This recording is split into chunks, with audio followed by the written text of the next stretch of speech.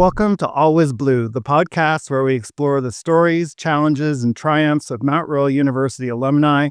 I'm your host, Tim Raleigh, President and Vice Chancellor of Mount Royal University, and I'm joined by my co-host, Scott Cruickshank. Hey, Scott. Hey, Tim. So happy to be here, and I'm really looking forward to sitting down with our MRU community who've stepped into so many different corners of the world. We have educators, pilots, community leaders, all connected by their experience on our campuses. It's going to be a great journey, and if I'm not mistaken, you yourself are an alumni, right, Scott?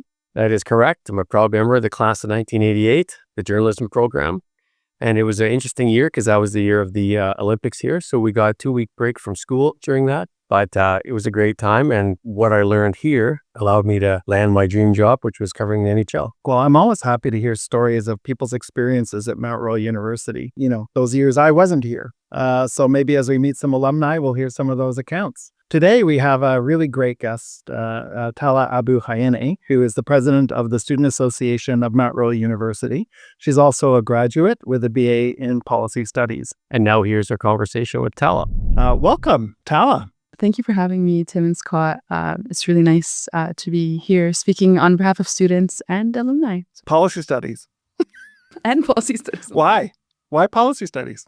I've always loved watching the news growing up. And I think eventually I thought I wanted to be a journalist. So I actually applied for the public relations program and I got in. But my other choice was policy studies because I was such a policy enthusiast. I loved everything at that time. I was new to Canada, so I wanted to learn everything about Canadian policy and what that looks like. And it seemed like it's the right fit at the time. So I just chose policy.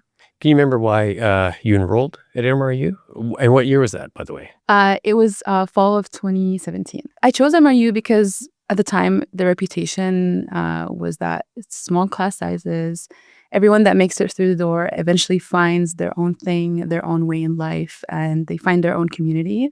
And like I mentioned, I was new to Canada, so I was really craving to find a home and a place to really feel like I belong. So it seemed like it was the right choice. And I know at that point you're a super young person, but how did you see it unfolding and what kind of goals did you have in mind? Well, the arching goal is that I wanted to become a diplomat and eventually one day, hopefully I'll get there. But it unfolded in very interesting ways. I would say that in my first 2 years at MRU, I wasn't the most bright, engaged student. But I think eventually when I found my way to a community through the Policy Studies Student Society and volunteering at SAMRU, that's when I kind of really got a hang of things. I improved my grades. And I then ended up going to do an internship with the Trade Commissioner Service where I took 2 years off of my studies. Hence why it's took me this long to get to my degree, but I graduated last summer. Well, some might argue you are already a diplomat. Running as SAMRU, I'm sure it's not without its challenges, right? I think maybe some of the challenges that you as a leader that you have in SAMRU might not be all that dissimilar to the kind of the challenges I face as at least the titular head of Mount Royal University. So how's it been for you as president? I know you serve as a vice president as well, but what's it been like? The transition between vice president academic, where I was very internal in the university, working with everybody here, was quite different than transitioning into the presidency. I think there's much, much more responsibility that comes with it. And Tim, I know that you know about Tell me about it. The responsibilities of managing people's expectations of what your accomplishments are going to look like, but also making sure that you're aware of everything that is going on. And I think that's the balance that I still am learning to strike, is knowing what my team is up to, making sure that I'm supporting them in all the ways that I can, and still finding ways to work on my own personal projects as well. So great. Yeah, a lot of people maybe run from responsibility. It sounds like you're happy to take it on. Is there a reason for that? And are you ever kind of apprehensive about what you're undertaking? I'm an eldest daughter. So I've always been given responsibility and I've always found my way after responsibility. And I think it's something that I willingly choose. Sometimes leadership chooses you as well. So I think I've found that both I've chosen to do it, but I've also fell into places where leadership called me to be there. So yeah. Has anything about the whole process surprised you? I think it's the emotional regulation that comes behind being a leader. I think there's a lot of feedback that you're going to get solicited or unsolicited. And I think being able to manage that sometimes can be really hard on your mental health. I've found ways to manage it, but even these days, sometimes I find myself feeling a little, sad or like, oh man, like I wish I could have done better when I didn't know necessarily or whatever. So I'm always learning, managing it. So I think that's a pretty tough lesson for a leader. I'm a couple decades older than you, and I still find that a bit of a challenge, right? It's that notion of not having too thick a skin, because if your skin's too thick, you're not going to necessarily empathize or understand or hear what people say. But, people can be a little more difficult sometimes, tough on leaders. Yeah. Yeah. I agree. And I think that people put us on pedestals, right? They think that we maybe know everything or should be able to do with everything, but it's not the case always. Yeah, I'm waiting for a pedestal myself. A statue, right? Yeah. Center of campus. As a leader, and you mentioned pedestal, a role model as well. Who inspires you? Who are your role models? It's a tough one. Actually, it's not a tough one. I grew up in a family where I've been nurtured a lot. Coming from an Arab background, a Muslim background as well, my dad has given me a lot of freedom to be able to go out and explore the world, and a lot of confidence and trust. And I think not a lot of Arab Muslim girls get to experience that. And I would say that really him and my mom have been my supporters, my role models, because they embody that. They've shown me that it is possible to be leaders. It's possible to be able to go out in the community and make a difference. And I've been able to hopefully bring that to my work and my life. Well, that's fantastic. And of course, I've had the pleasure of briefly meeting your family at your convocation. Right. And your dad also recently was studying. So obviously your family believes pretty firmly in the value of a post-secondary education. Yeah, my mom was a teacher for the longest time. My dad is an environmental educator, and you're right, he just finished his PhD just across the river at the U of C. So yeah. Fantastic. Yeah. One of the challenges too, as you get older, is getting into a school, and then kind of the next one is what happens when you leave school. So what can you say about those challenges, and do you think they've changed over the years? I think looking back at when I started university, a lot of people will tell you that, get the degree, it's easy, you go out there in the world and you get a job right away. And I think the track record for MRU students is that we are very successful in being able to go out there into the world and get jobs, because the education we get here provides us with a depth of knowledge beyond just our degree, from our, level of education, just the opportunities we get with experiential learning. I would say, looking at it now from the standpoint of, rising unemployment in the country, students don't have it easy. And I don't think that's something that we will continue to see with everyone. But I think MRU students are set up for a higher rates of success. And I think we will see that in the next few years, just the quality of people we graduate. And I'm hoping that I can find a good job after this. Hopefully I'm employable. But yeah, I think for students out there, I think it's not going to be easy, but I think we have a good set of students that we'll be able to bring out into the world. Sure. Well, you've jumped into Mount Royal kind of both feet. Yeah. And so when you think about kind of those transferable skills, so if this is your little resume, your audio, video resume, like what do you think some of those transferable skills are that you got, not in the classroom? I'm sure you got wonderful things in the classroom, but from your volunteerism, your time in governance, what do you think you got? I think I got a good sense of how to work with different competing priorities, how to be able to manage them.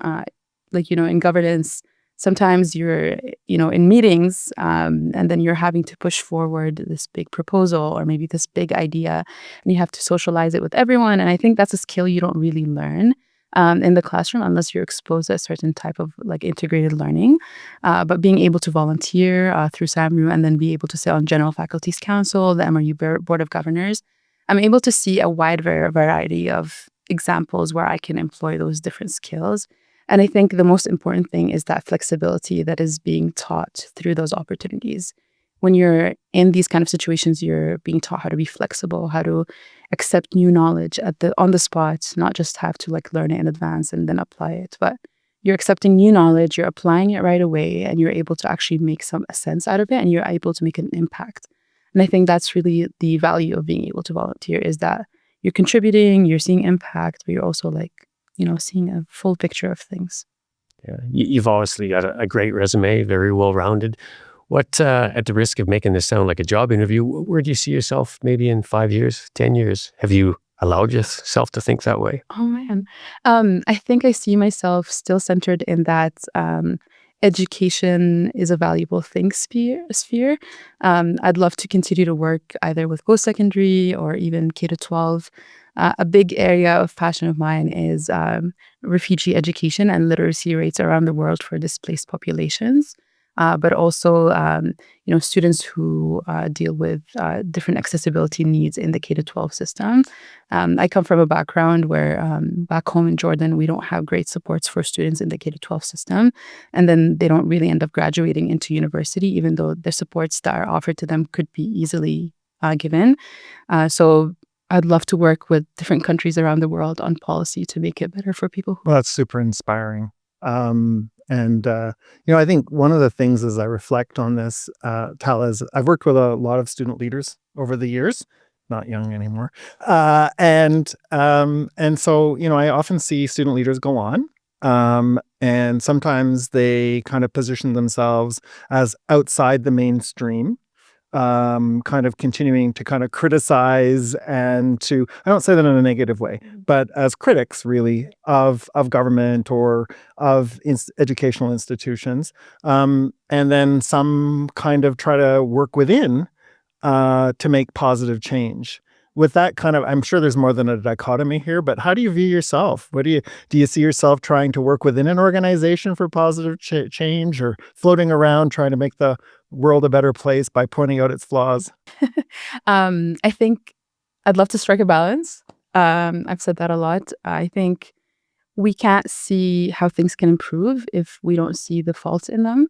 And I think even if we're in a system already, like I exist right now in a system where I do see the flaws, right? Mm-hmm. But we're always working together on making this place a better place. So I see myself being someone who is, actively working on making something better. I find a lot of purpose in seeing people happy and seeing that their well-being is improved. And I'd love to be on the side that is doing that. So Fantastic. Yeah, I don't think anyone can argue that you have made things better. Is there one thing that you'd like to point out that you're particularly proud of, you think? Oh, man. Is it your relationship with the president of Mount Royal University? Wink, wink. I think that's a really good point that you bring up, Tim. Actually, no, but let me preface this. I think out there in the student leadership world, I hear a lot from my colleagues that student associations and student leaders don't have a great relationship always with their university administration, and I think a big arching achievement of mine throughout the last 3 years is continuing to harness that relationship that MRU has with the Students Association, because Tim, I'm pretty sure you hear a lot about tension between student associations and universities. And I think when that tension arises, we can't make the university a better place, because we can't even sit down in one room and talk to each other. How are we going to make it a better place? So I think that is definitely an overarching thing that we've really harnessed. But I think another one is that we have worked really hard in the last 3 years, like my teams, like my VPA team, my team as president last year and then this year, on provincial advocacy. The state of post-secondary education in Alberta has been challenging, and we're really working hard on making sure that the government knows what's valuable for students, what's valuable for universities. And I think it's a work in progress. I think in the policy world, one thing I've learned is nothing gets accomplished very fast. And I'm hoping that in 7 years, I'll come back and hear about how Alberta has invested in post-secondary, and we're going to be leaders in the country and leaders in the world in how we deliver our education. From your lips to God's ears. Let's hope. Yeah. Well, I mean, I would say, Tala, you're standing on the shoulders of some who came before you. But you and your team have been excellent advocates for students while still working collaboratively. I think we have struck a balance of understanding that we have different roles, that, you're not going to love tuition increase or fee increases or towing cars in the parking lot or whatever the issue of the day is. But with a healthy mutual respect that we have a role to play to serve our constituents, we can get some positive work done together.